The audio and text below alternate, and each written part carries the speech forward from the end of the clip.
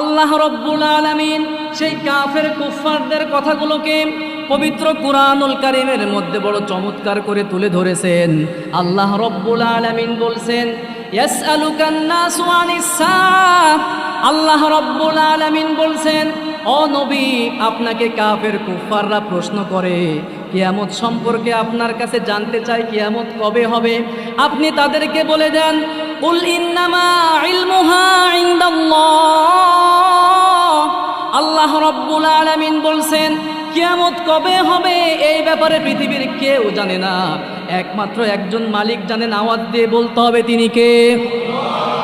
আল্লাহ রব্বুল আলামিন বলছেন, কিয়ামত যখন ঘটবে সকল মানুষেরা ওই কবর থেকে পুনরায় জীবন পেয়ে হাসরের ময়দানের দিকে চলতে থাকবে। আল্লাহ সূরা ইয়াসিনের মধ্যে বললেন, অনুফিখা ফিস সূরি ফাইদা হুম মিনাল আজদাসি ইলা রাব্বিহিম ইয়ানসিলুন। আল্লাহ রব্বুল আলামিন বলছেন, ইসরাফিল যখন সিংহায় ফুৎকার দিবে, সারা পৃথিবীর সমস্ত কবরে থাকা সকল মানুষেরা পুনরায় জীবন পেয়ে দৌড়াতে শুরু করবে, আল্লাহর দিকে দৌড়াবে, তাদের রবের দিকে দৌড়াবে এবং তারা আফসোস করে বলতে থাকবে, ক্বালু ইয়া ওয়াইলানা মান বাসানা মিন মারকাদিনা। হায় আফসোস, এত সুন্দর ঘুম থেকে আমাকে আপনাকে জাগ্রত করলো কে? তখন অদৃশ্য থেকে আওয়াজ আসবে, হাযা মা ওয়াদার রহমান। আল্লাহ রব্বুল আলামিন বলবেন, এটাই হচ্ছে রহমানের ওয়াদা। রব বলেছিল কিয়ামত হবে, মহাপ্রলয়ঙ্কারী ঘটনা ঘটবে, এটাই হচ্ছে সেই দিন। এই দিনের শপথ করে রব্বুল আলামিন বলছেন, ওয়াল ইয়াউমিল মাউউদ, প্রতিশ্রুত দিবসের শপথ।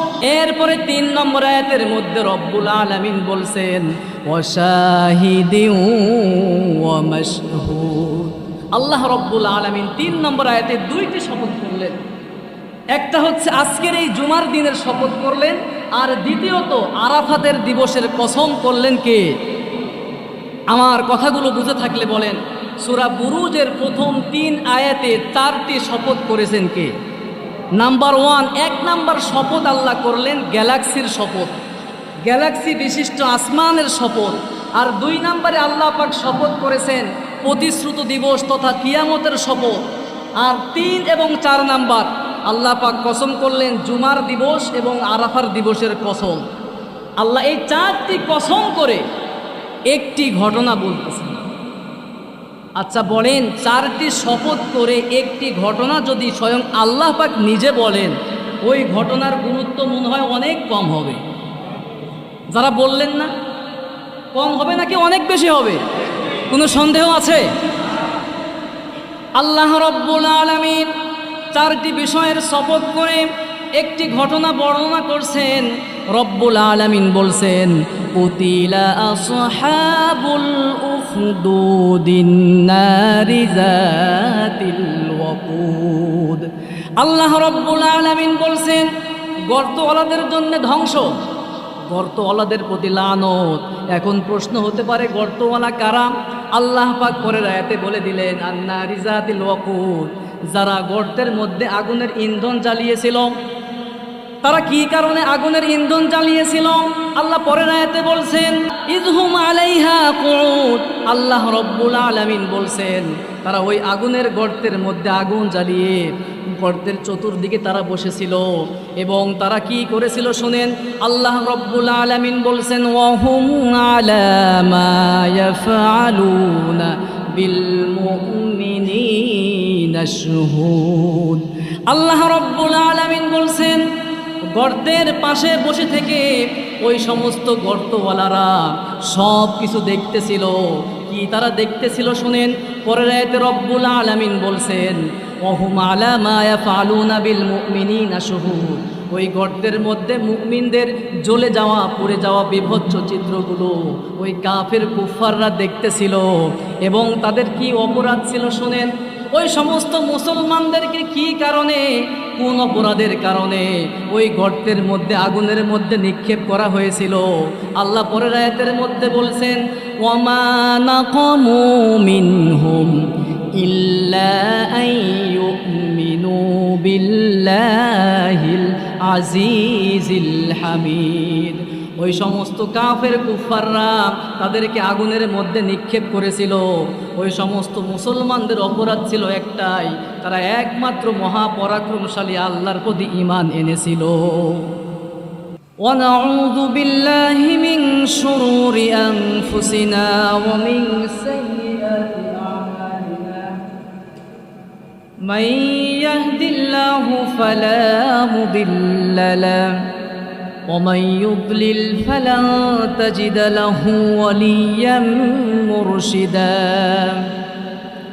ونشهد أن لا إله إلا الله وحده لا شريك له ونشهد أن سيدنا وسندنا وحبيبنا وطبيب قلوبنا وحبيب ربنا محمدا عبد الله ورسوله الذي أرسله الله تعالى بالحق بشيرا ونذيرا وداعيا إلى الله بإذنه وسراجا وقمرا منيرا أما بعد فأعوذ بالله من الشيطان الرجيم بسم الله الرحمن الرحيم إن الله وملائكته يصلون على النبي يا أيها الذين آمنوا صلوا عليه وسلموا تسليما اللهم صل على محمد وعلى آل محمد كما صليت على إبراهيم وعلى آل إبراهيم إنك حميد مجيد اللهم بارك على محمد وعلى آل محمد كما باركت على إبراهيم وعلى آل إبراهيم إنك حميد مجيد الحمد لله সমস্ত প্রশংসা মহান রব্বুল আলামিনের দরবারে আদায় করছি, যে মহান মালিক আমাদের সকলকে সুস্থ রেখে দয়া এবং করুণা করে তার প্রিয় ঘর মসজিদের মধ্যে আসার বসার তৌফিক দান করলেন। সে মহান রব্বুল আলামিনের দরবারে তারই শেখানো ভাষা অনুযায়ী কালিমাত শুকুর আদায় করছি, জবান খুলে সকলেই পড়ছি আলহামদুলিল্লাহ। দরুদে সালাম পেশ করছি সর্বকালের সর্বযুগের সর্বশ্রেষ্ঠ মহামানব আমাদের সকলের প্রাণপ্রিয় নবী মুহাম্মদুর রাসূলুল্লাহ সাল্লাল্লাহু আলাইহি ওয়াসাল্লামের প্রতি আমরা আবারও পড়ছি আল্লাহুম্মা সাল্লি আলাইহি আল্লাহুম্মা বারিক আলাইহি। সম্মানিত উপস্থিতি, আমরা যদি গোটা বিশ্বের দিকে তাকাই তাহলে দেখা যায় মুসলমান যেখানেই আছে সেই জায়গায় নির্যাতনের স্টিম রুলার চালিয়ে দেওয়া হচ্ছে। সেই ফিলিস্তিন, ভারত, প্রত্যেকটা জায়গায় মুসলমান যেখানেই বসবাস করে সেখানেই নির্যাতন কাফের কুফাররা বিভিন্নভাবে করে থাকে। এই নির্যাতন নতুন কোনো নির্যাতন নয়, যুগে যুগে মুসলমানদের উপর, কালেমাওয়ালাদের উপর নির্যাতন হয়ে আসছে। আচ্ছা বলেন তো দেখি, আল্লাহ রব্বুল আলামিন জালেমদের পক্ষে থাকেন নাকি মাজলুমদের পক্ষে থাকেন? মাজলুমদের পক্ষে থাকেন, কোনো সন্দেহ নাই। আল্লাহ রব্বুল আলামিন বিশ্বনবী মুহাম্মদুর রাসূলুল্লাহ সাল্লাল্লাহু আলাইহি ওয়াসাল্লাম যখন মক্কায় কালেমার দাওয়াত দেওয়া শুরু করেছিলেন, প্রাথমিক পর্যায়ে যেই সমস্ত মানুষেরা কালেমা পড়ে মুসলমান হয়েছিলেন তারা কি শান্তিতে থাকতে পেরেছিলেন? কথা বলতে হবে, শান্তিতে কি থাকতে পেরেছিলেন? থাকতে পারেন নাই। জুলুম নির্যাতনের স্টিম রুলার তাদের উপর চালিয়ে দেওয়া হয়েছে। আল্লাহ রব্বুল আলামিন তাদেরকে সান্ত্বনা দিতে গিয়েই একটি পূর্ণাঙ্গ সূরা, নির্যাতিত মুসলমানদেরকে সান্ত্বনা দিতে গিয়েই একটি পূর্ণাঙ্গ সূরা আল্লাহ রব্বুল আলামিন নাজিল করে সান্ত্বনা দিয়েছেন। সুবহানাল্লাহ। সেই সূরাটির নাম হচ্ছে সূরাতুল বুরুজ। সূরাটির নাম কি? সূরাতুল বুরুজ। আল্লাহ রব্বুল আলামিন এই বুরুজে নির্যাতিত মুসলমান যারা, কিয়ামত পর্যন্ত যত মুসলমান নির্যাতিত হবে, সকল নির্যাতিত মুসলমানদের পক্ষে স্বয়ং আল্লাহ পাক নিজে সান্ত্বনা দিয়েছেন। সুবহানাল্লাহ। আল্লাহ যদি কোনো মানুষের পক্ষে থাকে, ওই মানুষের কোনো ক্ষতি করা পৃথিবীর কোনো মানুষের সাধ্য আছে? আল্লাহ রব্বুল আলামিন নির্যাতিত মুসলমানদের পক্ষে আল্লাহ রব্বুল আলামিন সান্ত্বনা দিচ্ছেন। আল্লাহ রব্বুল আলামিন এই সূরাটি এইভাবে শুরু করলেন, ওয়াস-সামাই যাতিল বুরুজ। আল্লাহ রব্বুল আলামিন গ্যালাক্সি বিশিষ্ট আসমানের শপথ করছেন। আল্লাহ রব্বুল আলামিন এই যে আসমান রয়েছে, এই মহাশূন্যে রব্বুল আলামিন অসংখ্য গ্যালাক্সি তৈরি করেছেন। এই গ্যালাক্সির শপথ রব্বুল আলামিন করছেন। এই গ্যালাক্সির কথা রব্বুল আলামিন পবিত্র কুরআনুল কারীমের অপর একটি আয়াতের মধ্যে এইভাবে বলেছেন, তাবারাকাল্লাযী জাআলা ফিস সামাই বুরুজাও ওয়া জাআলা ফিহা সিরাজাও ওয়া কমারাম মুনীরা। আল্লাহ রব্বুল আলামিন বলছেন, কতই না সুমহান সেই সত্তা যিনি তোমাদের জন্যে আসমানের মধ্যে গ্যালাক্সির ভেতরে রব্বুল আলামিন তোমাদের জন্যে সূর্যকে তেজোদ্দীপ্ত বাতি বানিয়েছেন, আর চন্দ্রকে তোমাদের জন্যে দীপ্তিময় বাতি হিসেবে রব্বুল আলামিন সৃষ্টি করে দিয়েছেন। সুবহানাল্লাহ। আমার ভাইয়েরা, এখন প্রশ্ন হতে পারে গ্যালাক্সি কি? আমরা তো অনেকেই আধুনিক যে তাফসির অনেকেই বুঝি না। সারাটা জীবন আমরা বিভিন্ন কিতাব, অনেক আগের কিতাবগুলো দেখে দেখে আমরা অভ্যস্ত। আধুনিক মুফাসসিরদের তাফসিরগুলো আমরা দেখতে চাই না। আল্লাহ রব্বুল আলামিন গ্যালাক্সির শপথ করছেন। এই গ্যালাক্সিটা কি? রব্বুল আলামিনের প্রিয় হাবিবকে রব্বুল আলামিন জানিয়ে দিয়েছেন যে গ্যালাক্সি হচ্ছে কোটি কোটি নক্ষত্র, ধূলিকণা এবং সৌরজগতের একটি বিশাল সমষ্টি। এখন প্রশ্ন হতে পারে যে সৌরজগৎটা এটা আবার কাকে বলা হয়? আমরা অনেকেই জানি না, যারা স্টুডেন্ট আছি আমরা এটা জানি থাকি, কিন্তু আসলে অধিকাংশ মানুষেরাই আমরা এই বুরুজের ব্যাখ্যা বিভিন্নভাবে করে থাকি। কিন্তু আধুনিক তাফসির কারকদের যতগুলো তাফসির আপনি পড়বেন, কি চমৎকার কথা আল্লাহ রব্বুল আলামিন বলেছেন, কি বিশালতা আল্লাহ পাক এই সামান্য একটা কথার মধ্যে তুলে ধরেছেন। সৌরজগৎ আল্লাহ রব্বুল আলামিন তার প্রিয় হাবিবকে জানিয়ে দিয়েছেন, এটা নিয়ে কিয়ামত পর্যন্ত গবেষণা চলতে থাকে।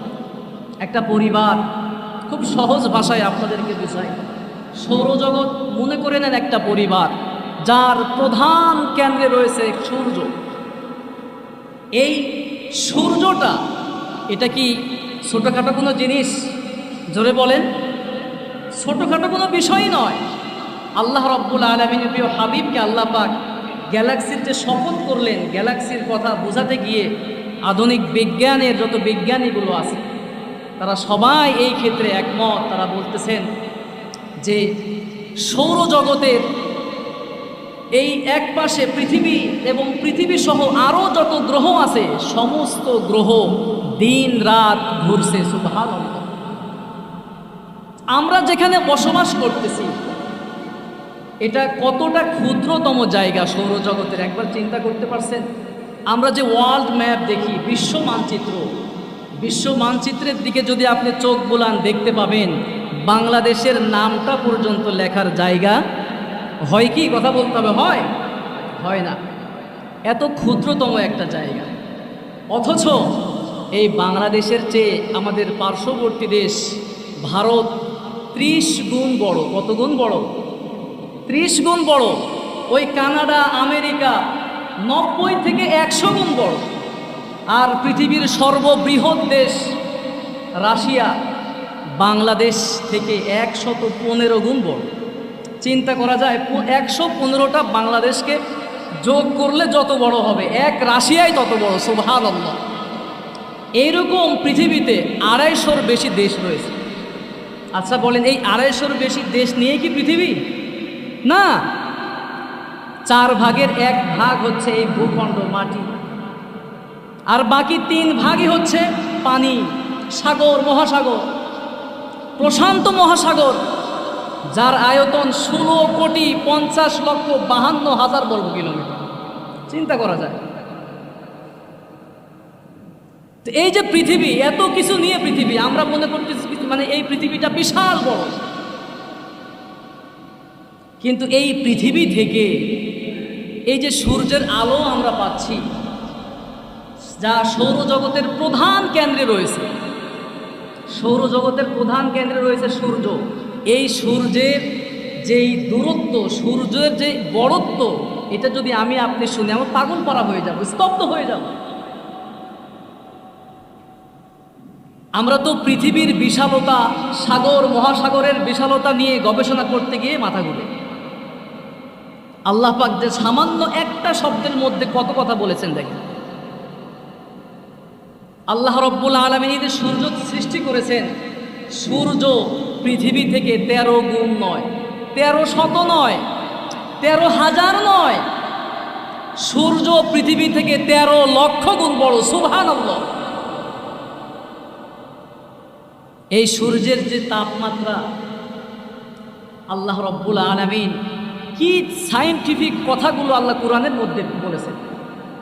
তাপমাত্রা যেটা বিজ্ঞান বলতেছে 1,50,00,000 সেন্টিগ্রেড সেলসিয়াস, ডিগ্রি সেলসিয়াস, যেটা যদি সরাসরি আমার আপনার মাথায় আসতো, আমি আপনি পুড়ে শেষ হয়ে যেতাম। সারা পৃথিবী জ্বলে পুড়ে মুহূর্তে শেষ। এই সূর্যের আলো পৃথিবীতে আসতে 8 মিনিট 20 সেকেন্ড সময় লেগে যায়। চিন্তা করা যায়। বিজ্ঞান বলছে এই যে সূর্যের যে তাপ, আমরা স্বাভাবিক যে তাপ, এটা তো আমরা সহ্য করতে পারি না। যদি সরাসরি আল্লাহ পাক এই তাপটা দিতেন 1,50,00,000 ডিগ্রি সেলসিয়াস, আমরা কেউ কি বাঁচতে পারতাম? সম্ভব ছিল? আল্লাহ রব্বুল আলামিন কি দয়া, কি মায়া আমার আপনার প্রতি দেখালেন। আল্লাহ রব্বুল আলামিন ফিল্টারিং ব্যবস্থা করলেন, যাকে বিজ্ঞানের ভাষায় বলা হয় বায়ুমণ্ডল। বিজ্ঞান এই ফিল্টারের বিভিন্ন স্তরের কথা বলেছে। আইনোস্ফিয়ার, ম্যাগনেটোস্ফিয়ার, এক্সোস্ফিয়ার, স্ট্র্যাটোস্ফিয়ার সহ আরও কত কথা বলেছে। আল্লাহ রব্বুল আলামিন কি চমৎকার করে ফিল্টারিং করলেন। আমি আপনি বেঁচে থাকার জন্য যতটুকু তাপ দরকার, যতটুকু আলো দরকার, আল্লাহ রব্বুল আলামিন সেকে সেকে পিউরিফাই করে আমার আপনার জন্য ঠিক ততটাই দান করেছেন। সুবহানাল্লাহ। শুধু এখানেই শেষ নয়, এই সূর্যের চাইতে বড় কি আর কিছু নাই? আছে নাকি নাই? কথা বলেন। আছে মানে আল্লাহ রব্বুল আলামিন কি বিজ্ঞানের কি চমৎকার আলোচনা করেছে, অথচ অসংখ্য মানুষের আমরা এই বিজ্ঞান নিয়ে কথা বলতেই চাই না। এমন তো অনেক শ্রেণী আছে যারা বিজ্ঞান নিয়ে পড়ে, তাদেরকে অনেকে কাফের পর্যন্ত বানিয়ে দেয়। আমার ভাইয়েরা, আমার বন্ধুগণ, এই জায়গা থেকে একটু বুঝেন, সূর্যের যে এত বড়ত্ব, এত বিশালতা, এর চাইতেও এই যে রাতের বেলা যে আমরা মিটি মিটি করে জ্বলতে থাকে তারকারাজি আমরা দেখি, এটার বড়ত্ব কেমন শোনেন। বিজ্ঞান বলতেছে লাল দানবীয় কিছু নক্ষত্র রয়েছে, তারকা আছে, যেই তারকা সূর্য, যেটা এই পৃথিবী থেকে 13 লক্ষ গুণ বড়, এরকম সূর্যকে, একটা দুইটা সূর্য নয়, 50 কোটি সূর্যকে একটা তারকা পেটের মধ্যে একাই গিলে ফেলতে পারে। সুবহানাল্লাহ, সুবহানাল্লাহ, সুবহানাল্লাহ। আল্লাহর কি সৃষ্টি। এখন কথা হচ্ছে, এই যে পৃথিবী, সূর্য, গ্রহ, নক্ষত্র, যত যা কিছু আছে সব কিছু কি এই জায়গাতেই শেষ? এই সব কিছু একটা জায়গার মধ্যে আল্লাহ রব্বুল আলামিন রেখেছেন। সেই জায়গাটার নাম হচ্ছে গ্যালাক্সি। সেটার নাম কি?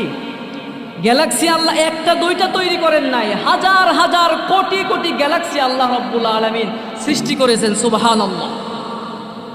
সেই গ্যালাক্সির কসম খেয়ে রব্বুল আলামিন বলছেন, ওয়াস-সামাই যাতিল বুরুজ, গ্যালাক্সি বিশিষ্ট আসমানের শপথ।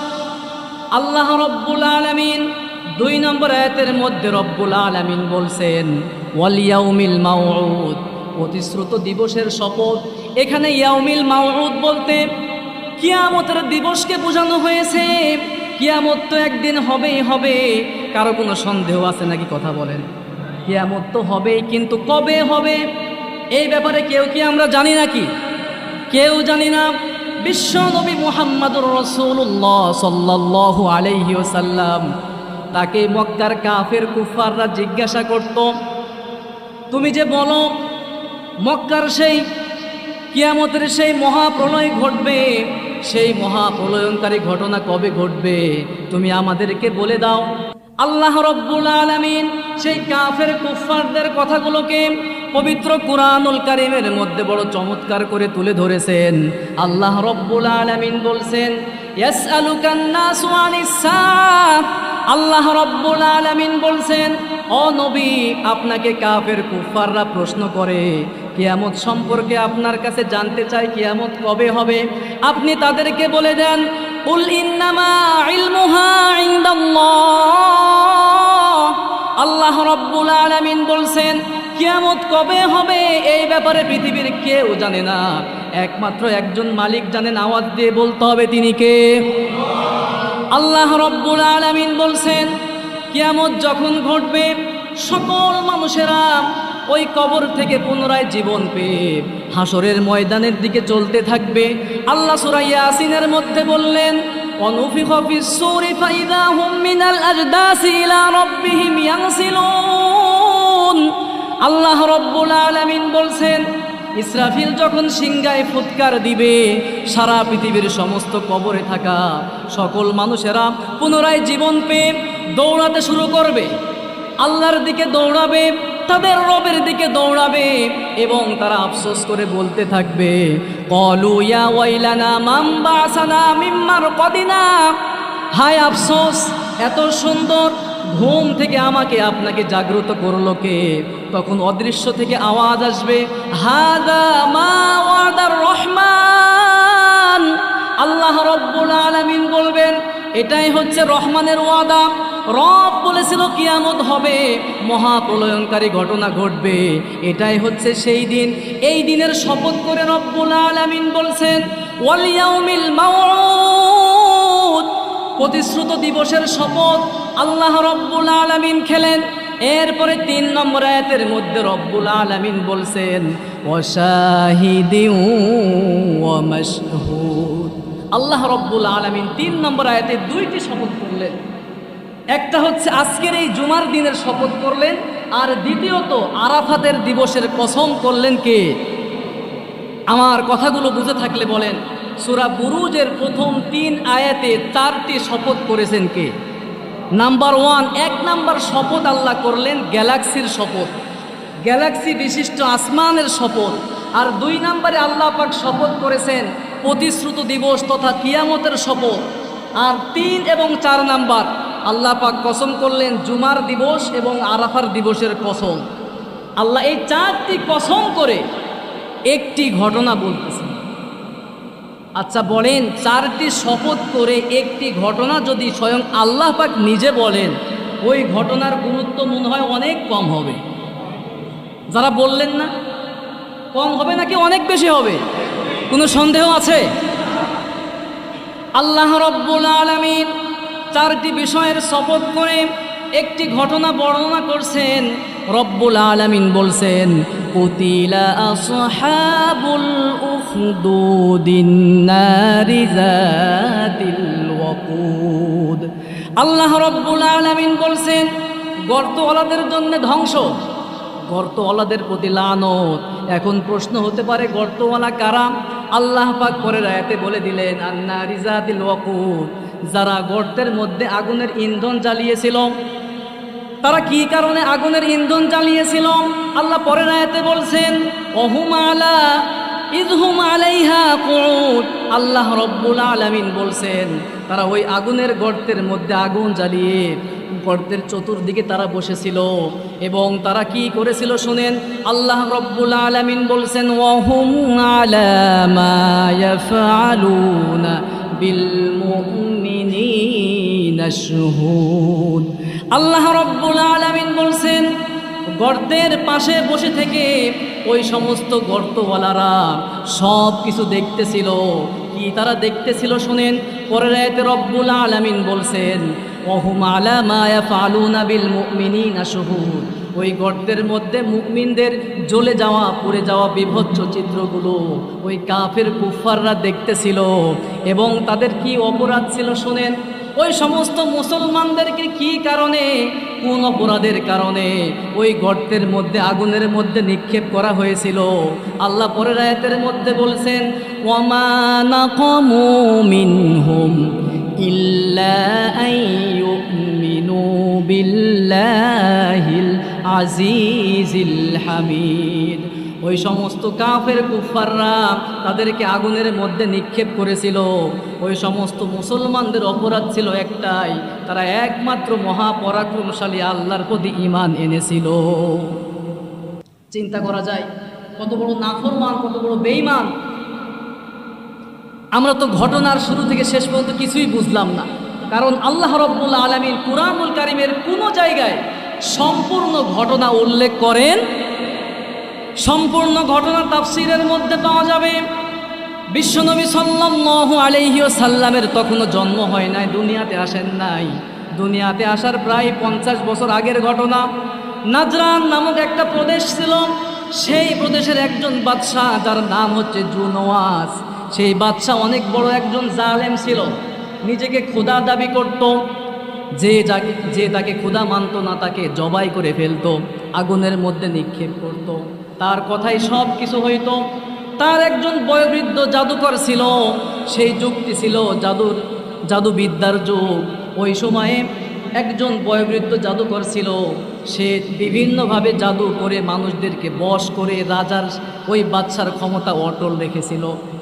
আমার ভাইরা বুঝে থাকলে বলেন তো দেখি, জোর করেই তো গোটা দেশের মানুষকে জাদু করার মাধ্যমে যে কোনোভাবেই হোক নিজেকে খোদাই দাবি করেই সেখানে সে বসেছিল।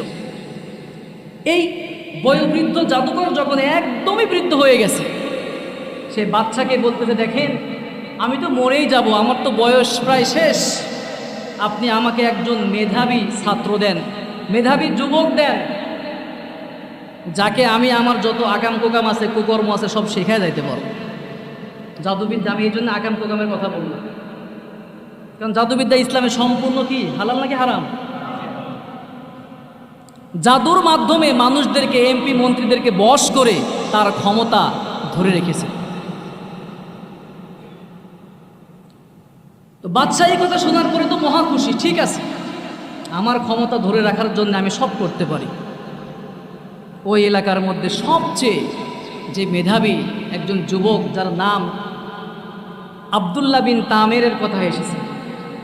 হাদিসের মধ্যে কোনো নামের কথা আসে নাই, কিন্তু ইতিহাসের কিতাবের মধ্যে এসেছে। আব্দুল্লাহ বিন তামেরকে যখন তার কাছে নিয়ে আসা হলো, জাদুবিদ্যা শেখানো শুরু হয়েছে, শিখতেছে। প্রতিদিন বাড়ি থেকে বের হয়, ওই জাদুকরের কাছে আসে, জাদুবিদ্যা শিখে আবার বাড়িতে চলে যায়।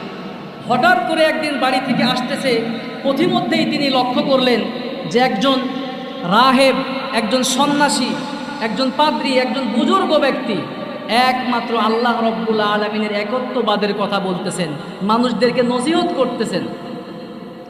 একটা জিনিস মনে রাখবেন, জাদু যত জাদুই হোক না কেন, সত্য কথার আলাদা একটা প্রভাব থাকে, ঠিক কিনা কথা বলেন? আল্লাহর একত্ববাদের কথা আপনি যেভাবে বলেন না কেন, ওই ব্যক্তি যার কাছে আপনি বলবেন তার যদি বিবেক বোধ থাকে, অবশ্যই তার বিবেকে জাগ্রত হবেই হবে। হঠাৎ করে সে একদিন দেখতেছে কি ব্যাপার, এই বুজুর্গ ব্যক্তি আবার কার কথা বলে, সারা দেশের মানুষ ওই বাচ্চাকে রব হিসেবে মানে, এটা আবার কার কথা বলে, দেখি তো একটু শুনি। বসছে, বসার পরে শোনা শুরু করছে, দেখতেছে ভালোই তো লাগে। এইভাবে করে প্রতিদিন বাড়ি থেকে যখনই ওই জাদুকরের কাছে জাদু শেখার জন্য যায়, প্রতিদিন একটু একটু করে সময় ওই বুজুর্গের কাছে দেয়।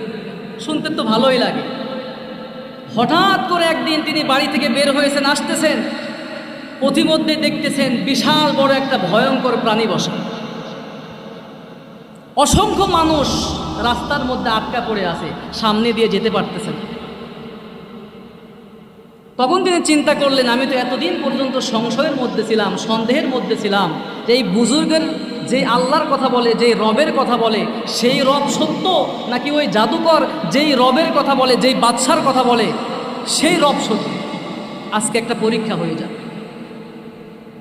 তিনি একটা পাথরের কণা নিয়েছেন, পাথরও না, ছোট্ট একটা কণা নিয়েছেন। নিয়ে তিনি মনে মনে বলতেছেন, এই বুজুর্গের দিন যদি সত্য হয়ে থাকে, এই বুজুর্গ যে রবের কথা বলে সেই রব যদি সত্য হয়ে থাকে, আমি এই পাথর নিক্ষেপ করার সাথে সাথে এই ভয়ঙ্কর প্রাণী মারা যাবে। আর যদি মিথ্যা হয়ে থাকে, জাদুকর যদি সত্য হয়ে থাকে, তাহলে এটা মরবে না। তিনি বালক সেই পাথর কণা নিয়ে নিক্ষেপ করলেন, সাথে সাথে ওই ভয়ঙ্কর প্রাণী মুহূর্তে মারা গিয়েছেন। আল্লাহু আকবার। এই যুবকের ঈমান কমছে নাকি আরো বাড়ছে? জোরে বলেন, কোনো সন্দেহ আছে? দৌড় দিয়ে চলে গিয়েছেন ওই বুজুর্গের কাছে, বলতেছে, আমি এতদিন পর্যন্ত সংশয়ের মধ্যে ছিলাম, সন্দেহের ভিতরে ছিলাম, আজ থেকে আর কোনো সন্দেহ নাই, আপনার রব প্রকৃত রব, আমি যত দ্রুত সম্ভব আপনি আমাকে কালেমা পড়ে মুসলমান বানিয়ে দেন। সুবহানাল্লাহ। এই যে ঘটনাটা ঘটল, মানুষ কি দেখে নাই? রাস্তার মধ্যে অসংখ্য মানুষ দেখতেছিল, যেতে পারতেছিল না। যখনই মারা হলো, সে সবাই তো অবাক যে কী ব্যাপার, এই যুবক তো সাধারণ কোনো যুবক নয়। স্বাভাবিকভাবে আমাদের বাংলাদেশেই আপনি একজন মুরব্বী হয়ে যদি ফু দিয়ে একটা ডিম ফাটায় ফেলতে পারেন, আপনার মুরিদের অভাব হবে? কথা বলে না, হবে? উল্টা পাল্টা যত যা কিছু আছে এগুলো করলে তো মুরিদের কোনো অভাব হয় না। আর যুবক তো সত্য একটা ঘটনা ঘটিয়ে ফেলছে। এবার যুবক তার যে ইবাদত বন্দিগি আছে আগের চাইতে অনেক বাড়িয়ে দিয়েছে। আল্লাহ রব্বুল আলামিন ওই যুবককে কবুল আর মঞ্জুর করে নিয়েছেন। এরপর থেকে দেখা যায় ওই যুবক কোনো অন্ধ ব্যক্তির চোখের মধ্যে যদি হাত বুলায়, মুহূর্তের মধ্যে দৃষ্টিশক্তি ফিরিয়ে দেন কে? অসুস্থ ব্যক্তির জন্য দোয়া করলে মুহূর্তে কবুল করেন কে? আল্লাহ রব্বুল আলামিন ওই যুবকের পপুলারিটি, তার জনপ্রিয়তা সারা দেশের মধ্যে ছড়িয়ে দিলেন। একটা পর্যায়ে আস্তে আস্তে জানতে জানতে পার্লামেন্ট পর্যন্ত চলে গেল। পার্লামেন্টে একজন মন্ত্রী ছিলেন, অন্ধ, চোখে দেখে না। তার কাছে একজন গিয়ে বলতেছে, মন্ত্রী সাহেব, আপনি কি জানেন অমুক জায়গায় একজন যুবক আছে যে চক্ষু ভালো করে দিতে পারে? সুবহানাল্লাহ। এই কথা শোনার পরে তো মন্ত্রী সাহেবের খুশি হওয়ার কথা নাকি রাগ হওয়ার কথা? মহা খুশি। এবার স্বর্ণ, রূপা, হীরা যা কিছু আছে সব কিছু একটা বাক্সের মধ্যে ভরে নিয়ে গেছে। যে করেই হোক চোখ ভালো করা লাগবে। ওই যুবকের কাছে গিয়ে বলতেছে, যুবক, এই যে বক্স খুলে দেখো, বক্সের মধ্যে স্বর্ণ, রূপা যা সব ভরপুর, এটা তোমার জন্য। যুবক বলতেছে, কেন, মানে কি কারণে তুমি নিয়ে আসছো আমার জন্য? বলতেছে, তুমি এটার বিনিময়ে আমার চক্ষু ভালো করে দিবে। যুবক বলতেছে, তোমার চক্ষু ভালো করার ক্ষমতা আমার নাই। বলছে, তুমি কি বলো? সারা দেশ তোমার ব্যাপারে তোলপাড় সৃষ্টি করে ফেলছে, তুমি সব কিছু করতে পারো, চোখ ভালো করতে পারো। যুবক বলতেছে, এটা তো আমি পারি না, এটা আমার রব পারে। সুবহানাল্লাহ। মন্ত্রী তো দিছে একটা বেশকি মার। এটা কোনো কথা বললা তুমি? এত কষ্ট করে তোমার কাছে এত কিছু আমি নিয়ে আসলাম, তুমি বলতেছো রব নাকি ভালো করে? আরে বেটা, আমি তো রবের পাশে সবসময় সারাটা দিন বসে থাকি। মন্ত্রী মনে করেছে তার রবের কথা, সারা দেশের মানুষ যে ওই যে বাদশাকে, জালেম বাদশাকে রব মানে, সে রবের কথা মনে করছে। দূর বেটা, এটা কোনো কথা হলো? সারাটা দিন আমি রবের কাছে আমি বসে থাকি, ওই বেটা কিসের আমার চোখ ভালো করবে? তখন সেই যুবক বলতেছে, দেখো, তুমি যাকে রব মনে করতেছো, দেশের মানুষ যাকে রব মনে করতেছে, সে আসলে রব নয়, সে তো মানুষ, সে তো জালেম শাসক, সে আবার রব হয় কেন? মন্ত্রী বলছে তার মানে তুমি কি তারে রব মানো না? কয় না, আমি রব তারে কেন মানবো? সে তো একটা জালেম, তাকে আমি কেন রব মানবো? সে তো রব হওয়ার কোনো যোগ্যতাই রাখে না। মন্ত্রী বলতেছে তুমি কি জানো এর পরিণতি কি হতে পারে? আমি খুব ভালোভাবে জানি আমার মৃত্যুদণ্ড হবে। আমার কোনো আফসোস নাই, আমার রবের জন্য যদি আমার জীবন উৎসর্গ করা লাগে আমি জীবনকে উৎসর্গ করার জন্য সব সময় প্রস্তুত। সুবহানাল্লাহ। এবার মন্ত্রী চিন্তা করতেছে কি করা যায়। মন্ত্রী বলতেছে আচ্ছা যা হয়েছে হয়েছে, এত কথা আমি বুঝি না, ওই প্যাচের মধ্যে তুমি আমারে ফালাইও না। আমি তোমার কাছে চোখ ভালো করার জন্য আসছি, তুমি তোমার রবকে বলো আমার চোখটা যেন ভালো করে দেয়। যুবক বলতেছে এভাবে তো হয় না, আগে কালেমা পড়ো, ঈমান আনো, এরপরে আমি আমার রবের কাছে দোয়া করে দেখি আমার রব তোমার চোখ ভালো করে দেন কিনা। সুবহানাল্লাহ। মন্ত্রী চিন্তা করতেছে হায় হায়, দুনিয়া তো সারাটা জীবন আমি কোনো সময় দেখলাম না, দুনিয়া কেমন সুন্দর, স্ত্রী সন্তান মা বাবা কেমন সুন্দর, কিছুই তো দেখলাম না। চিন্তা করতেছে যাক একটু কালেমা পড়ে দেখি কি অবস্থা হয়। কালেমা পড়ে মুসলমান হয়েছে। সুবহানাল্লাহ।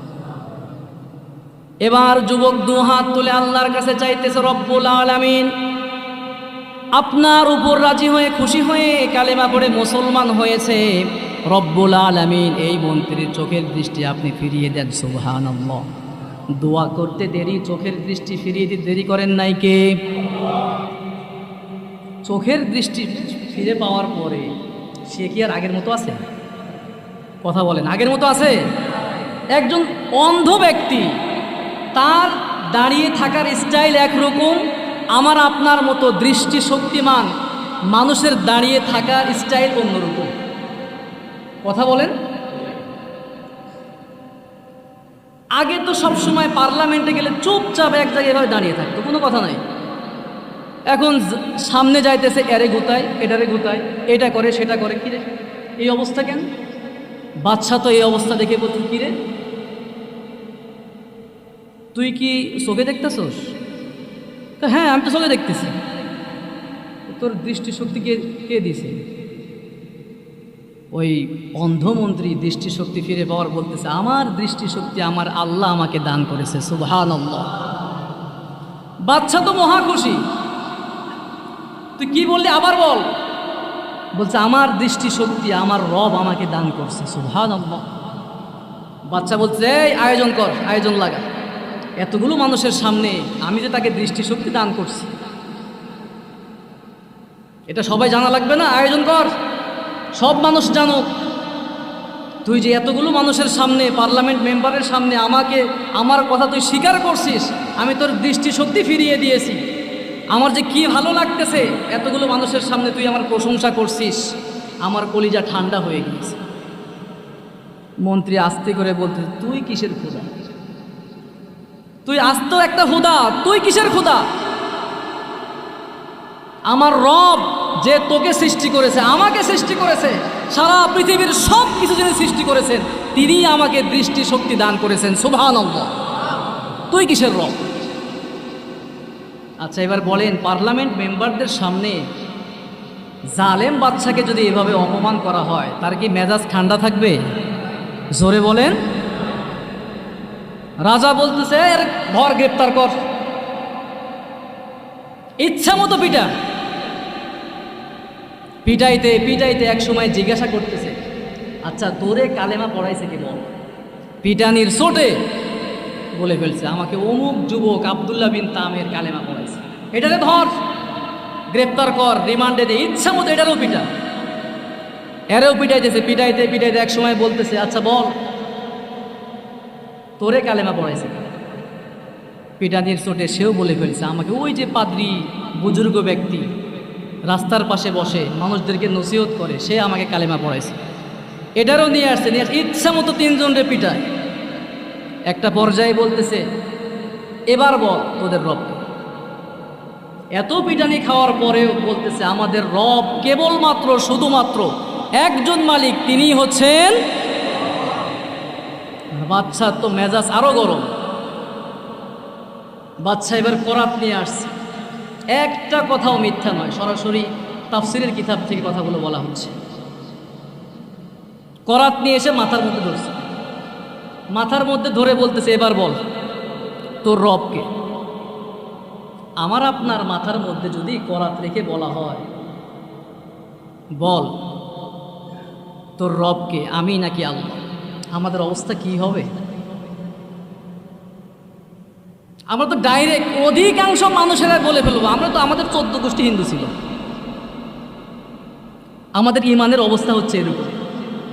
আরে মিয়া 5 টাকার কাছে চায়ের একটা কাপের কাছে ইমান 1000বার বিক্রি হয়ে যায়, হয় কি হয় না কথা বলেন? বাস্তবতা। ভোটের সময় কি আপনারা লক্ষ্য করেন নাই? চায়ের দোকানে ভোটার বসে আছে, চেয়ারম্যান সাহেব আসছে, বলতেছে আচ্ছা তুমি কারে ভোট দিবা? চিন্তার মধ্যে আছি কারে ভোট দেওয়া যায়। একটা চা দে, লাল চা দে, দেওয়ার পরে বলতেছে হ্যাঁ ভোট তো দিলে তোমারই দিব। হয় কি হয় না? আমি কি মিথ্যা বলতেছি? ভোটার বসে আছে, ওই চেয়ারম্যান পদপ্রার্থী চলে গেছে, আরেকজন পদপ্রার্থী আসছে, ভাই তুমি ভোট কারে দিবা?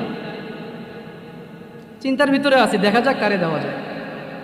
আরে দুধ চা দে, দুধ চা খাওয়ানোর পরে বলতেছে কি ব্যাপার তুমি কারে ভোট দিবা? ভোট দিলে তো তোমারই দেওয়া লাগে। এও চলে গেছে, ভোটার কিন্তু জায়গা ছাড়ে নাই, আর একজন আসছে, বলতেছে ভাই তুমি ভোট কারে দিবা? দেখি ভোটের দিন আসুক, দেখা যায় কারে দেওয়া যায়। আরে কফি লাগা, কফি দেওয়ার পরে বলতেছে ভাই ভোট কারে দিবা? আরে ভাই ভোট দিলে তো তাল গাছকেই দেওয়া লাগে, তোমাকে ছাড়া আমি কারে ভোট দিব? আছে না নাই কথা বলেন? ভোটার কয়জন দিছে, কয় জায়গা? এই হচ্ছে আমাদের ঈমান, চরম বাস্তবতা। কিন্তু মন্ত্রীর সেই মাথার উপরে করাত রেখে বলতেছে বল তুই জীবন চাস, যদি জীবন চাস আমাকে রব হিসেবে মেনে নে, আর যদি বাঁচতে না চাস তোকে দ্বিখণ্ডিত করে ফেলা হবে যদি আল্লাহকে আল্লাহ হিসেবে মানিস। এবার মন্ত্রী ডাক দিয়ে বলতেছে সারাটা জীবন আমি আল্লাহ রব্বুল আলামিনকে একবারও ডাকি নাই, মাত্র কয়েকদিন হয়েছে আমার আল্লাহ রব্বুল আলামিনকে আমি একবার ডেকেছি। আমি একবার ডাকার সাথে সাথে আমার রব আমার দৃষ্টিশক্তি ফিরিয়ে দিয়েছে, সুবহানাল্লাহ। সেই মহান মালিকের নাফরমানি আমি কিভাবে করব? আমি ঈমান দিব না, প্রয়োজনে জীবন দিয়ে দিব, সুবহানাল্লাহ। এই কথা বলার সাথে সাথে ওই মন্ত্রীর দেহকে দ্বিখণ্ডিত করে দেওয়া হয়েছে। এবার বলতেছে পাদ্রীকে, পাদ্রী বল তোর জন্য 2টা অপশন। 1 নাম্বার হলো যদি আমাকে রব হিসেবে মেনে নিস তাহলে তোর জীবনকে ভিক্ষা দেওয়া হবে, আর যদি আমাকে রব হিসেবে না মানিস তোকেও এই মন্ত্রীর মতো দ্বিখণ্ডিত করে দেওয়া হবে। সেই পাদ্রী বলতেছে জীবন দিব কিন্তু ঈমান দিব না। সেই পাদ্রীকেও একই অবস্থা করা হয়েছে, যুবকের সামনে 2 জনকে মুহূর্তের মধ্যে শেষ করে দেওয়া হয়েছে। এবার যুবককে বলতেছে যুবক তোমাকে নিয়ে আমার অনেক স্বপ্ন, তুমি জাদু শিক্ষার জন্য আমি তোমাকে নিয়ে এসেছিলাম, কিন্তু তুমি আমার সঙ্গে নাফরমানি করেছো।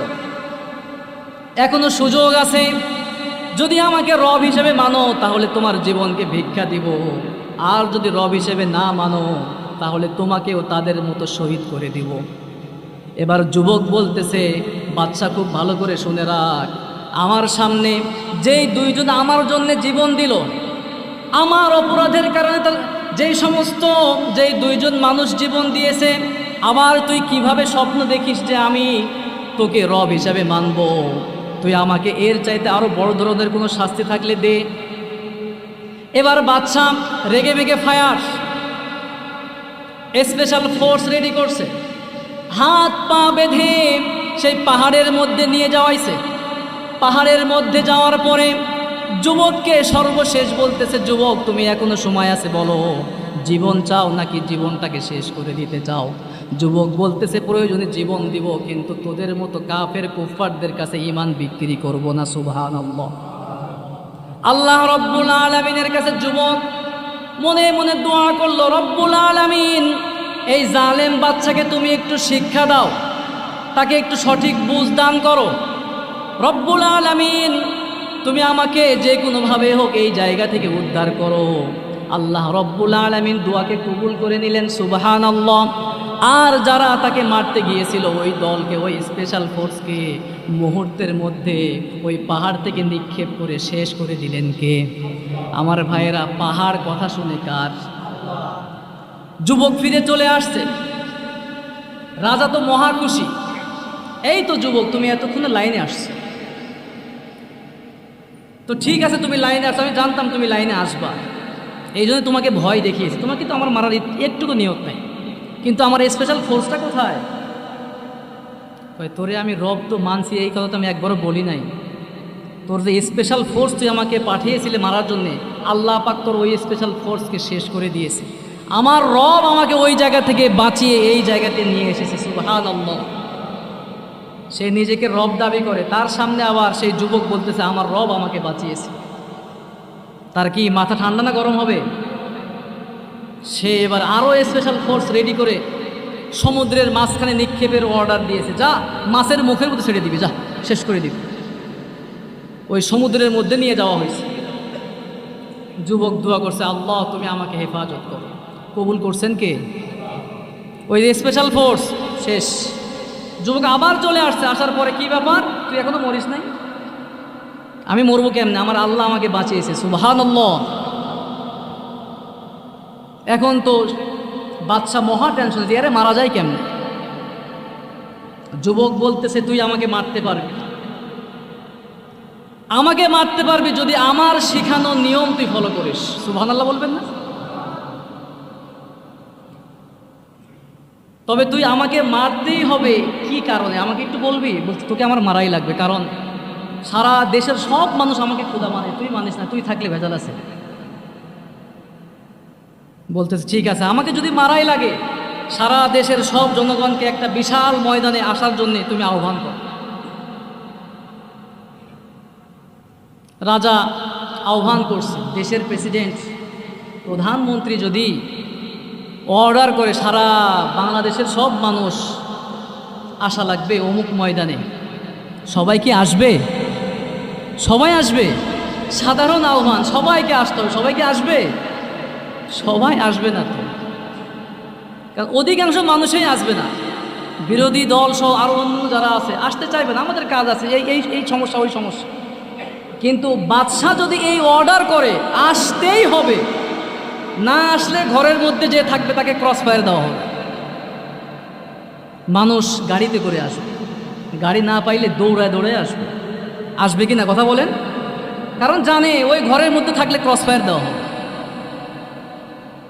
বাদশা এই অর্ডার জারি করছে, কেউ থাকতে পারবে না ঘরের মধ্যে, সব আসা লাগবে।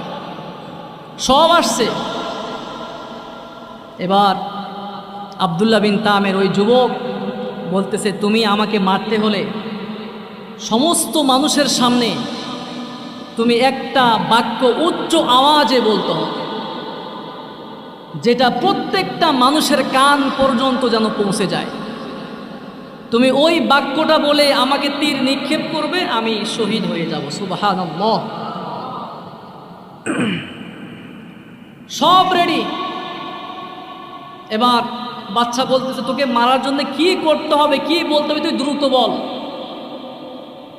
যুবক দেখতেছে সব মানুষ চলে এসেছে, তাফসীরের কিতাবে এসেছে 20,000 মানুষের সমাগম হয়েছিল। সুবহানাল্লাহ।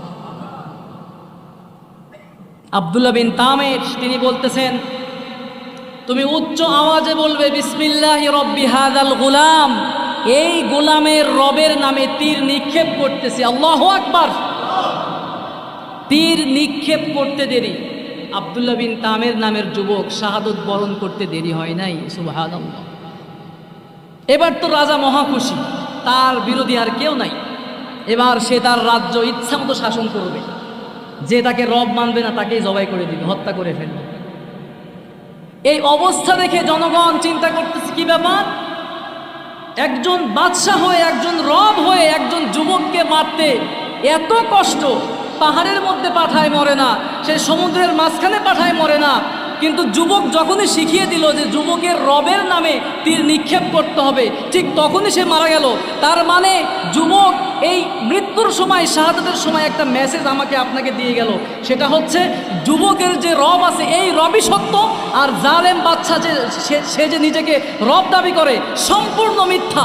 এই কথা বলে 20,000 মানুষ কালেমা পড়ে ওই জায়গাতে মুসলমান হয়ে যায়। সুবহানাল্লাহ। একজন মানুষের আত্মদানে 20,000 মানুষের কালেমা, দেখি চারটেখানি কথা। আমার ভাইয়েরা, এবার বলেন 3 জনের কালেমা পড়া সহ্য করতে পারে নাই যেই বাচ্চা, সেই বাচ্চা এখন 20,000 মানুষের কালেমা পড়া, এটা কি সহ্য করতে পারবে? জোরে বলেন। এবার বাচ্চা সিদ্ধান্ত নিয়ে ফেলল, জনগণকে আমি একটাকেও আমি আস্ত রাখবো না, সবকে শেষ করে দেওয়া লাগবে। আল্লাহ রব্বুল আলামিন সেই ঘটনায় বলছেন, কুতিলা আসহাবুল উখদুদ। আল্লাহ রব্বুল আলামিন বলছেন, ওই গর্তওয়ালাদের জন্য ধ্বংস, ওই গর্তওয়ালাদের জন্য লানত অভিশাপ। আল্লাহ রব্বুল আলামিন বলেছেন, ওই যে জালেম শাসক তখন সেই পাড়ায় পাড়ায় মহল্লায় মহল্লায় বিশাল বড় বড় গর্ত তৈরি করলো। গর্ত খনন করার পরে ওই 20,000 মুসলমানদেরকে পুড়িয়ে মারার জন্যে আগুনের ইন্ধন সেখানে জ্বালিয়ে দিল, এবং 20,000 মানুষকে, মুসলমানদেরকে সেই গর্তের মধ্যে ফেলে দিয়েছিল। আল্লাহ রব্বুল আলামিন এই কথাই বলছেন, ওয়াহুম আলা মা ইয়াফআলুনা বিল মুমিনিনা শুহুদ। 20,000 মুসলমান যখন ওই আগুনের মধ্যে নিক্ষিপ্ত হয়েছিল, সেই বিভৎস আগুনে পুড়িয়ে যাওয়া সেই চিত্র সেই গর্তের পাশে বসে বসে সে উপভোগ করতেছিল। নাউজুবিল্লাহ। হাদিসের মধ্যে এসেছে, একজন মহিলা পাওয়া যায় যার কোলের মধ্যে একজন দুধের সন্তান ছিল। সেই মহিলা চিন্তা করতেছিল, আমি যদি ঝাঁপ দিই আমার সন্তানের কি হবে, আমার সন্তানও তো শেষ হয়ে যাবে। আমি একটু কৌশল অবলম্বন করি, আমি বলি আমার ঈমান নাই, আমি কালিমা পড়ি নাই, আমি তোমাকে রব হিসেবে মানলাম। মনে মনে ভাবতেছে। হাদিসের মধ্যে এসেছে, ওই কুলের ভিতরে থাকা ছোট্ট শিশুর জবান যিনি খুলে দিয়েছেন তিনি কে? ছোট্ট শিশু বলা শুরু করছে, মা তুমি কি দেখতেছ? তুমি মনে করতেছ তুমি চোখের সামনে দেখতেছ ওই গর্তের মধ্যে আগুন জ্বলতেছে, কিন্তু ওই গর্তের মধ্যে তুমি ঝাঁপ দিয়ে দেখো, ওই গর্তের আগুনটা আল্লাহর জান্নাতের বাগানে পরিণত হয়ে যাবে। এই ঘটনা থেকে আমি আপনি কি শিখলাম? খালি শুনলাম, মজা পেলাম, চলে যাব? আল্লাহ রব্বুল আলামিন, আমি আবারও বলতেছি, 4টা কসম খেয়েছেন। একটা কসম খাইলেই তো হতো, কসম না করলেও তো হইতো, কারণ আল্লাহ কোরআনের মধ্যে বলছেন। কিন্তু 4টা কসম করে আল্লাহ রব্বুল আলামিন এই ঘটনার গুরুত্ব বুঝালেন যে নির্যাতিত যত মুসলমান আছে সকল মুসলমানদেরকে আমি আল্লাহ নিজে সান্ত্বনা দিচ্ছি। সুবহানাল্লাহ। একজন মুসলমানের শহীদ হওয়ার বিনিময়ে 20,000 মুসলমানকে আল্লাহ রব্বুল আলামিন কালেমা পড়িয়েছেন। সুবহানাল্লাহ। মনে রাখতে হবে, মুসলমান যেই জমিনে মুসলমানদের রক্ত ঝরে ওই জমিনটাকে আল্লাহ ইসলামের জন্য কবুল করে নেয়। সুবহানাল্লাহ। সুতরাং আমরা মুসলমানরা সবসময় হকের প্রতি থাকা লাগবে, অবিচল থাকা লাগবে, ইসলামী আন্দোলনের ভিতরে থাকা লাগবে, কোরআনের পক্ষে থাকা লাগবে। শুধুমাত্র নামাজ পড়লাম, রোজা রাখলাম, হজ করলাম, যাকাত দিলাম, দায়িত্ব এই জায়গাতে শেষ না। বাকি আরও জীবন পরিচালনার ক্ষেত্রে আরও অনেক অ্যাক্টিভিটিস আছে। আপনার প্রত্যেকটা জায়গার মধ্যে ইসলামকে মানতে হবে। আমরা রাজি আছি ইনশাআল্লাহ। আল্লাহ রব্বুল আলামিন আমাদের সকলকে কবুল আর মঞ্জুর করুক। পড়ছি আমিন।